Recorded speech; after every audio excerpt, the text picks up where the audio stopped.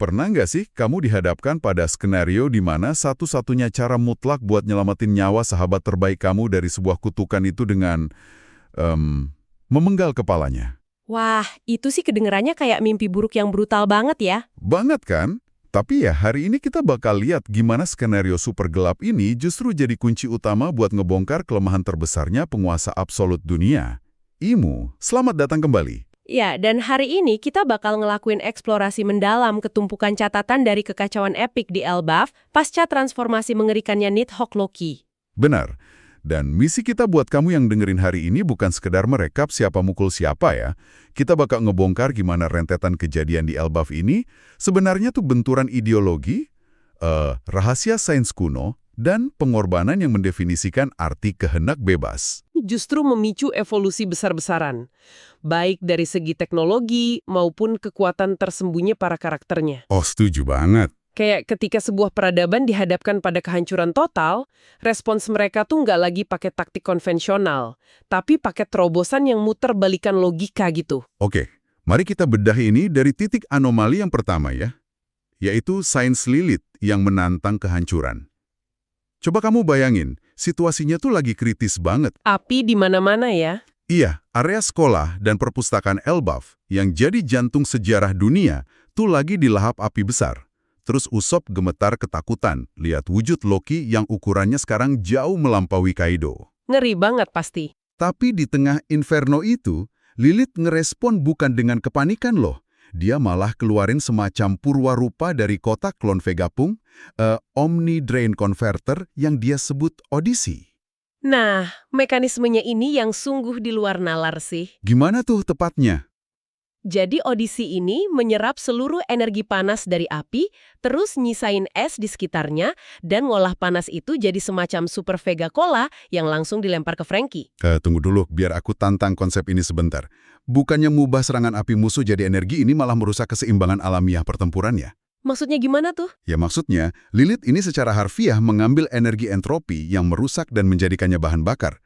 Kayak cheat code gitu nggak sih? Justru disitulah letak kejeniusan anomali ini.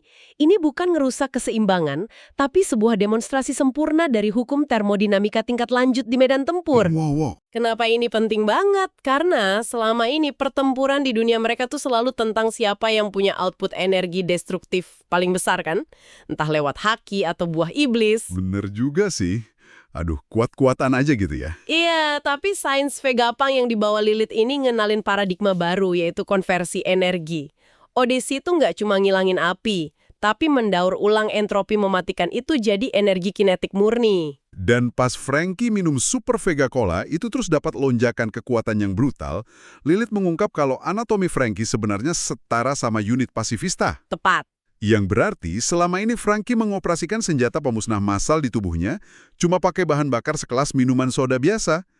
Itu gila sih. Gila banget. Dan pas Lilith sadar kalau di Elbaf itu energi ada di mana-mana, dia pada dasarnya mendeklarasikan kalau kru ini nggak lagi dibatasi sama cadangan stamina internal mereka. Jadi mereka bisa manfaatin lingkungan dong. Benar, mereka sekarang punya kapasitas buat mempersenjatai ekosistem di sekitar mereka. Jadi, elemen pembawa kiamat diubah jadi kekuatan pencipta. Itu pukulan telak banget buat konsep kehancuran absolut yang sering diagung-agungkan pemerintah dunia. Ngomong-ngomong soal pihak yang mengagungkan kehancuran, mari kita lihat dalang di balik api tadi ya. Iya, si Killingham. Bener, api itu kan bukan bencana alam, tapi sengaja disulut sama Killingham dan monster naganya, si Lindworm, yang mana naganya ini bahkan sempat nelen Zeus hidup-hidup loh. Sempat bikin panik juga itu. Iya. Nah, Killingham ini kan representasi fisik dari penghapusan sejarah ya. Tapi ada satu detail yang menggelitik banget buat aku. Yang mana tuh? Dia tuh pakai helm udara transparan khas banget, murni karena dia merasa jijik lihat Jinbe lari ke arah dia. Kayak dia bersyukur nggak perlu menghirup udara yang sama dengan manusia ikan. Rasisme ekstrim ya? Banget. Dan respon Sanji tuh benar-benar nggak pakai basa-basi. Dia langsung melesat dan menghancurkan kepala beserta helm Killingham itu berkeping-keping pakai tendangan Moten Jambe Kongkase. Jika kita menghubungkan ini ke gambaran yang lebih besar, coba perhatiin ironi ideologis yang pekat banget di karakter Killingham ini. Gimana tuh ironinya? Di satu sisi, dia kan berkuar-kuar soal perlunya ngancurin masa lalu dan ngehapus perpustakaan Elbaf buat nyiptain dunia baru kan. Dia merasa dirinya tuh agen masa depan. Iya, soal revolusioner gitu. Betul, tapi secara fundamental mentalitasnya tuh masih terbelenggu banget sama dosa sejarah yang paling busuk, yaitu rasisme dan pembagian kelas. Bener banget. Dia pengen ngehapus sejarah, tapi dia sendiri sebenarnya fosil dari masa lalu itu sendiri. Tapi mari kita bahas soal Sanji bentar deh. Boleh, silakan. Pas baca sumber ini aku sempat mikir, bukannya respon Sanji yang instan dan brutal ini justru kayak memvalidasi pandangan Killingham ya? Maksudnya validasi gimana?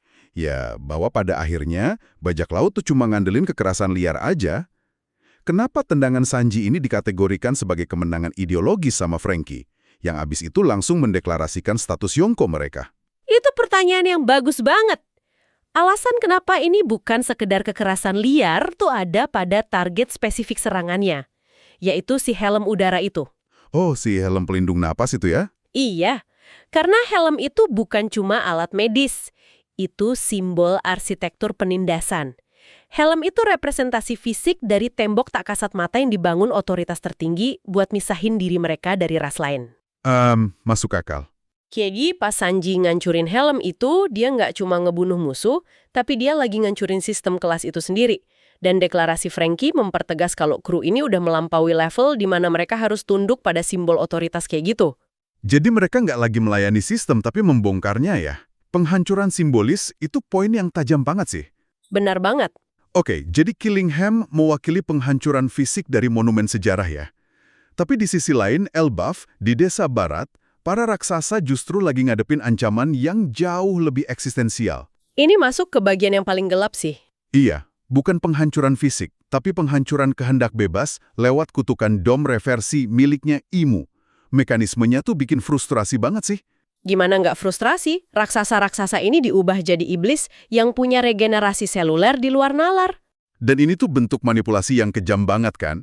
Coba kita analisis posisi Dory dan Brogy deh. Mereka perlahan dapat kesadaran mereka lagi pas masih dalam wujud iblis itu. Iya, tapi kesadaran itu datang bawa rasa bersalah yang luar biasa. Benar, karena tubuh mereka kan udah gerak di luar kendali buat nyerang tetua Jarul yang sangat mereka hormati. Otoritas Imo tuh benar-benar ngerampas otonomi tubuh korbannya. Dan memaksa mereka ngelakuin dosa terbesar menurut kultur mereka sendiri. Persis, dan cara mereka merespons rasa bersalah itulah yang bawa kita ke adegan yang paling absurd sekaligus tragis. Yang mana mereka saling memenggal itu kan? Iya, Dory dan Brogy mutusin kalau satu-satunya penebusan dosa itu dengan saling memenggal kepala satu sama lain sampai tewas. Tapi, pas nyawa mereka melayang, tanah Elbaf ngasih semacam keajaiban kosmik. Tanah itu membalikkan tubuh mereka ya? Bener, menghidupkan mereka lagi dan ngeluruhin wujud iblisnya jadi normal. Peristiwa ini tuh benar-benar menyoroti paradoks yang mengerikan dari kekuasaan Imu loh. Paradoks kayak gimana tuh? Kutukan dom reversi ini kan didesain sebagai sistem penaklukan yang nyaris tanpa celah. Imu mengendalikan kehendak kamu, dan satu-satunya jalan keluar dari belenggu itu tuh cuma dengan menerima kematian itu sendiri. Berarti nggak ada jalan damai buat merdeka dari pemerintah dunia ya? Harus bayar pakai nyawa. Betul. Dan yang bikin lucu tuh reaksi berantai dari para kru yang lain pas tahu kelemahan kutukan ini. Astaga, iya. Pas tahu kalau luka fatal itu ngebatalin transformasinya, kita disuguhin momen dark comedy yang brilian banget. Hajrudin udah siapin tombak gungnirnya kan? Iya, Hajrudin pegang gungnir, Stenson siap dengan gigantic drum, dan Zoro bahkan udah ambil kuda-kuda Santoryu Onigiri loh. Dan parahnya, mereka semua tersenyum lebar. Mereka malah berlomba-lomba nyari cara paling mematikan buat secara harfiah ngebunuh sahabat mereka sendiri demi nyelamatin nyawa mereka. Ini distorsi moral yang gila banget sih. Coba kamu pikirin, maksa sekutu buat saling menyembelih sebagai tindakan medis. Benar. Dan komedi gelap ini sebenarnya nyamarin kedalaman spiritual dari Elbaf loh. Gimana tuh? Tanah Elbaf yang ngehidupin mereka lagi itu kan representasi dari kematian sebagai kelahiran kembali. Ini bukti kalau otoritas absolut Imu tuh masih bisa dibatalin sama kekuatan primordial bumi itu sendiri. Asalkan Inang yang bersedia ngelakuin pengorbanan tertinggi ya. Nah, disinilah bagian yang sangat menarik buat aku. Kenapa tuh? Karena dari semua kekacauan berdarah tadi, ternyata ada satu variabel tak terduga yang bisa nge-bypass aturan mainnya Imu tanpa butuh pengorbanan nyawa. Dan ini datang dari kru yang paling sering diremehin kemampuannya di medan perang. Sang dokter kapal ya? Iya, Chopper. Dia kan lagi di situasi mendesak banget tuh. Kapushi nggak sanggup nyerang rekan raksasanya sendiri.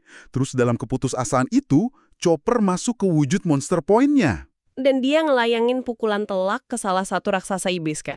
Dan kamu tahu hasilnya. Pukulan itu sama sekali nggak ngasih luka fatal. Nggak ada tengkorak yang hancur, nggak ada kematian. Tapi bayangan iblis di belakang raksasa itu malah kayak terlempar keluar. Jadi tubuhnya kembali normal secara instan ya? Benar. Mari kita renungin ini bentar. Kalau sihir Imu itu kayak virus ideologis yang ngambil alih inangnya, berarti pukulan Chopper ini bukan serangan fisik konvensional dong. Menarik, berarti itu bertindak kayak sistem imun dong ya? Persis. Kayak sebuah eksorsisme biologis yang misahin kutukan dari tubuh pasien tanpa ngebunuh pasiennya. Ini memunculkan pertanyaan penting sih yang berpotensi ngubah lanskap sejarah dunia mereka, Sam. Wah, pertanyaan apa tuh? Kita semua kan tahu presiden dari buah iblisnya Luffy. Yang dikira karet biasa ternyata nyimpen nama entitas legendaris, Nika Sang Dewa Matahari. Ya, bener banget. Nah, sekarang kita lihat Chopper yang juga makan buah Zoan dari rumpun yang sama, yaitu Hito-Hitonomi model manusia. Kalau metode mematikan itu satu-satunya aturan Imu, dan Chopper bisa ngelanggar itu? Oh, tunggu, maksud kamu? Iya, apakah mungkin Hito-Hitonomi milik Chopper juga menyembunyikan identitas entitas penjaga kuno? Gila, itu premis yang luar biasa sih. Mungkinkah pemerintah dunia selama ini terlalu sibuk ngawasin Dewa Matahari yang bawa pembebasan destruktif sampai mereka ngelelatin eksistensi entitas pemurni kayak gini? Kekuatan yang bisa misahin sihir kegelapan tanpa ngancurin dunia? Pantesan aja ya nilai buronannya Chopper selalu ditahan di angka yang nggak masuk akal sebagai hewan peliharaan. Jangan-jangan itu bukan lelucon angkatan laut doang. Iya. Mungkin itu upaya sistematis buat nyembunyiin anomali terbesarnya. Mengingat gimana pemerintah dunia sering ngehapus informasi, masuk akal banget kalau mereka nyoba ngubur potensi sejati buah iblis yang bisa netralisir senjata biologis kayak dom reversi ini. Benar-benar masuk akal. Nah, sambil kita nyimpan misteri Chopper itu, mari kita beralih ke klimaks eksplorasi kita hari ini. Karena sementara Chopper lagi sibuk sama kutukan, di cabang pohon ke-8 ada bentrokan epik. Tapi sebelumnya ada transisi komedi dulu kan, biar kita nggak terlalu tegang. Nah, iya. Kita lihat Luffy sama naga Loki tiba sambil bertengkar soal petir. Nami ngomel karena petirnya Loki ngebakar Elbaf, terus Luffy dengan santainya nyalahin Loki. Ya jelas aja, buat manusia karet, petir mah cuma gangguan kecil. Kontras banget ya, karena beberapa ratus meter dari situ, suasananya malah berubah jadi horor psikologis murni. Bener. Brook udah terkapar nyoba nahan Gunkong yang tubuhnya sekarang dirasuki langsung sama kesadaran Imu. Dan di sanalah Usopp berdiri. Sendirian, babak belur, berhadapan langsung sama penguasa tatanan dunia. Mari kita perhatiin anomali keberanian ini deh. Usopp, karakter yang historisnya paling sering kabur dari musuh, justru nolak buat mundur sejengkal pun loh di sini. Pidatonya di momen ini tuh benar-benar menggugah. Dia nggak teriak soal mimpinya sendiri. Dia malah nelanjangi taktiknya Imu. Dia muak kan lihat Imu ngadu domba kaum raksasa? Iya, muak lihat anak-anak diculik buat eksperimen. Usopp secara harfiah nantangin entitas abadi ini buat bertarung adil, man to man loh. Manusia biasa lawan entitas yang bisa ngehapus pulau. Disinilah yang mendefinisikan sifat asli kekuasaannya. Imu jawab dengan suara yang dingin banget. Seorang penguasa tidak akan pernah menodai tangannya sendiri. Merinding sih bacanya. Terus, alih-alih nyerang fisik langsung, Imu memanipulasi ruang. Dia teleportasi dan meledakkan peluru Skull Bomb Grass yang baru aja ditembakin Usopp tepat di depan wajah Usopp sendiri. Imu pakai senjatanya Usopp buat numbangin Usopp. Bukannya itu esensi dari kepengecutan absolut ya? Gimana tuh? Ya maksudnya, Imu tuh punya kekuatan dewa, manipulasi realitas. Tapi pendekatannya sangat parasitik. Dia nolak ngotorin tangannya bukan karena dia elegan, tapi karena dia mandang mereka bukan lawan, melainkan anomali di kebunnya yang harus dicabut. Benar. Kontrasnya dapat banget ya. Di satu sisi, Usopp yang rentan berdiri tegak mewakili keberanian murni. Di sisi lain, Imu sang dewa bersembunyi di balik perisai kesombongannya. Kejatuhan Usopp inilah yang memicu kedatangan Luffy. Pas Luffy lihat sahabatnya terkapar, haki kemarahannya meledak. Sampai-sampai Loki bisa ngerasain itu dari dunia bawah Elbaf. Tapi Imu tetap nggak terintimidasi. Dia malah ngasih ultimatum absolut. Nikah, Nitoh, tunduklah. atau binasa. Ultimatum itu penolakan terhadap eksistensi apapun di luar kendalinya kan? Dia nggak peduli itu dewa pembebasan atau monster pembawa kiamat, kalau nggak tunduk ya dihapus. Betul. Pertemuan mata antara Luffy dan Imu di atas pohon itu benar-benar titik di mana nggak ada lagi kompromi diplomatik. Ini deklarasi perang terbuka. Tepat. Ledakan haki Luffy di hadapan Imu ini adalah bentuk penolakan sistemik. Luffy nggak cuma marah temennya disakiti, auranya secara harfiah nolak tatanan dunia yang mengharuskan seseorang bersembunyi di balik bayangan.